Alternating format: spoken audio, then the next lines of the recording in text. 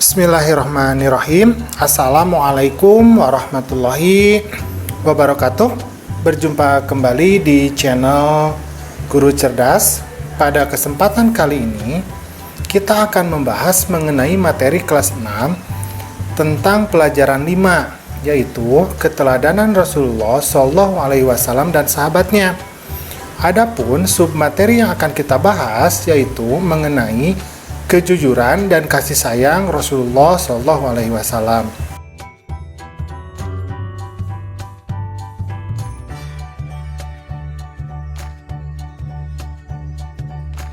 Mengingatkan saja, bagi kamu yang belum subscribe, silahkan subscribe terlebih dahulu, kemudian pencet tombol like dan share channel Guru Cerdas, agar channel ini terus berkembang dan memberikan manfaat bagi kita semua. Pastinya kamu sudah mempelajari tentang kisah 25 nabi ya. Nah, Nabi Muhammad ini adalah nabi ke-25, yaitu nabi terakhir. Nabi Muhammad ini sejak kecil beliau itu sudah menjadi yatim piatu. Nah, oleh sebab itu beliau ini ketika sudah dewasa dan menjadi nabi itu sangat mencintai anak yatim dan menganjurkan umatnya untuk selalu merawat, mendidik, dan mencintai anak yatim. Di samping itu, Nabi Muhammad ini terkenal sangat jujur. Sikap jujur tersebut ini sudah diperlihatkan bahkan sebelum beliau itu diangkat menjadi Rasul. Pada saat usia beliau menginjak remaja, beliau itu pernah diminta bantuan oleh pamannya Abu Thalib untuk membawa barang dagangan milik Siti Khadijah binti Khuwailid yang kaya raya dan dihormati di kota Mekah.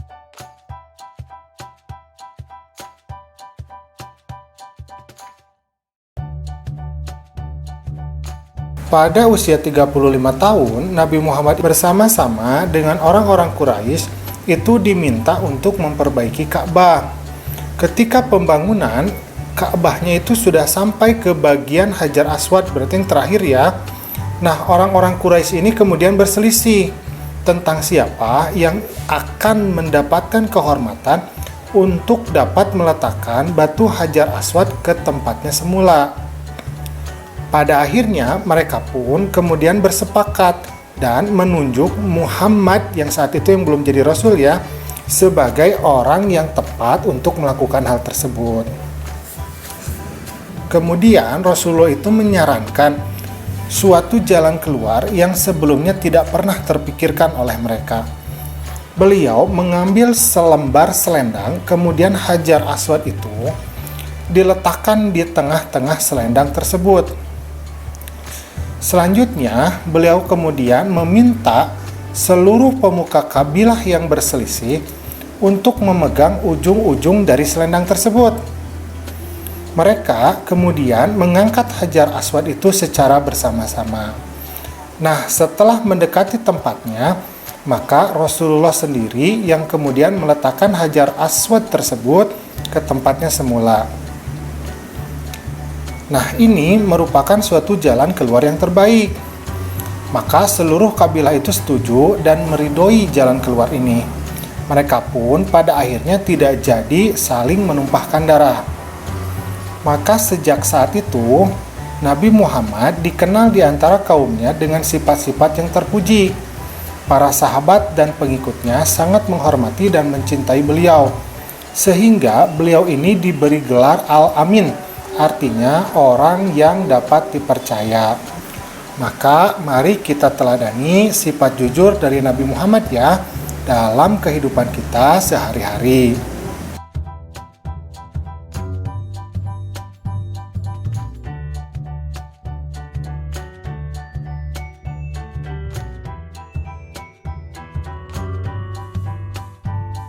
Nabi Muhammad selain memiliki sifat jujur dalam berdagang dan bergaul di masyarakat, Nabi Muhammad pun sangat sayang terhadap keluarga dan orang-orang di sekitarnya. Pada zaman jahiliyah, para penduduk Mekah itu tidak menghargai adanya anak perempuan. Namun sebaliknya, Nabi Muhammad saat itu justru menggendong putrinya yang bernama Fatimah Az-Zahra yang masih balita sambil melakukan takwaf mengelilingi Ka'bah. Begitu pula setelah Fatimah dewasa dan dikaruniai anak, maka Nabi Muhammad pun sangat menyayangi cucu-cucunya yang bernama Hasan dan Husain, sebagaimana dikisahkan dalam hadis. Suatu ketika Nabi Muhammad ini mencium cucunya Hasan bin Ali yang namanya. Nah, sedangkan di dekat beliau ini ada seorang sahabat namanya Aqra bin Habis. Nah, Aqra ini berkata, "Aku mempunyai 10 anak Rasulullah, tetapi aku tidak pernah mencium seorang pun di antara mereka." Nah, ketika Rasulullah mendengar hal tersebut, kemudian Rasulullah memandang Aqra. Kemudian beliau bersabda, "Barang siapa yang tidak menyayangi, maka ia tidak akan disayangi." Nah, ini hadis riwayat Al-Bukhari dan Muslim. Selain hadis di atas, Rasulullah juga mengajarkan untuk hormat kepada orang tua, seperti dalam hadis yang berikut ini.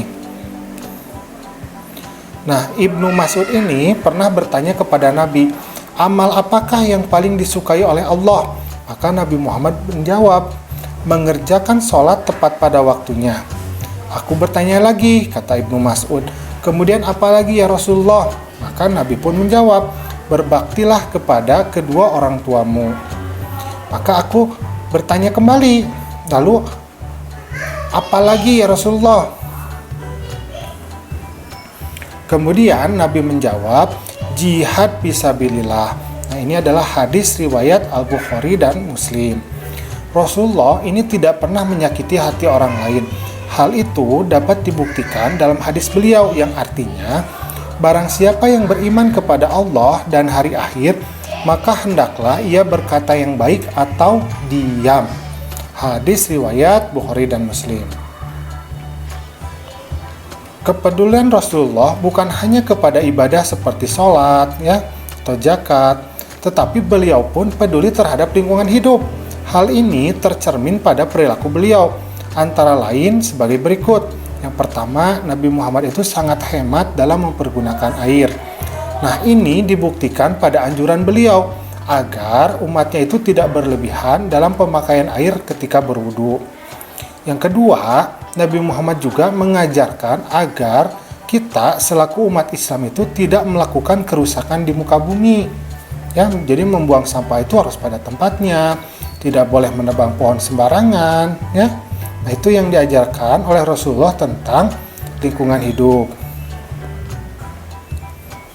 Anak-anakku yang soleh dan solehah, Nabi Muhammad ini diutus oleh Allah sebagai rahmatan lil alamin, atau sebagai pembawa kasih sayang bagi alam semesta.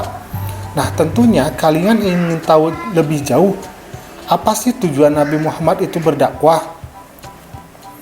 Tujuan dari dakwah Nabi Muhammad yaitu untuk mengubah keadaan masyarakat jahiliyah menjadi masyarakat yang sejahtera berdasarkan agama Tauhid. Tauhid itu artinya menyembah satu Tuhan, yaitu agama yang meyakini bahwa Allah adalah Tuhan yang Maha Esa.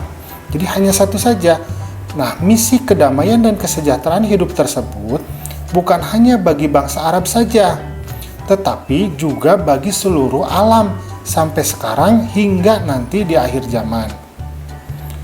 Nabi Muhammad selain mengajak kaumnya untuk mengutamakan kemurnian akidah dan selalu menyembah Allah yang Maha Esa, beliau juga menanamkan akhlak terpuji yang membawa kebaikan manusia untuk hidup di dunia maupun hidup di akhirat. Salah satu sifat terpuji yang dapat kita cermati adalah ketika beliau dan pengikutnya hijrah ke kota Madinah, beliau ini mampu menanamkan sikap persaudaraan antara kaum pendatang yang kita namakan kaum muhajirin dengan kaum ansor atau kaum pribumi, sehingga mereka ini bisa saling menolong untuk menciptakan suatu daerah yang tertib dan aman. Di samping itu, masyarakat berperilaku hidup dengan penuh sopan santun sesuai ajaran yang dibawa oleh Rasulullah. Nah, sebagai umat dari Nabi Muhammad SAW, kita harus menjunjung tinggi ajaran beliau. Misalnya, kita menghormati orang yang lebih tua dan menyayangi orang yang lebih muda. kita mampu berperilaku sopan dan bertutur kata santun terhadap orang lain, apakah itu orang tua, guru, atau masyarakat sekitar. Nah, kita juga ini harus mampu menjaga lingkungan agar selalu bersih karena kebersihan merupakan sebagian dari iman. Oleh sebab itu, kita tidak boleh membuang sampah di kali atau sungai atau selokan, karena selokan atau sungai yang penuh sampah nantinya akan dangkal. Saluran air menjadi tidak lancar, sehingga ketika datang musim hujan, daerah tersebut akan menjadi rawan banjir. Nah, kita harus peduli terhadap lingkungan sekitar. Untuk kebaikan siapa? Untuk kebaikan diri kita dan kebaikan orang lain. Kita juga harus selalu berperilaku sesuai ajaran Rasulullah SAW. Alhamdulillah, pembelajaran kita sudah selesai. Jangan lupa bagi kamu untuk selalu menjadikan sikap dan perilaku dari Nabi Muhammad sebagai suri tauladan bagi kita. Assalamualaikum.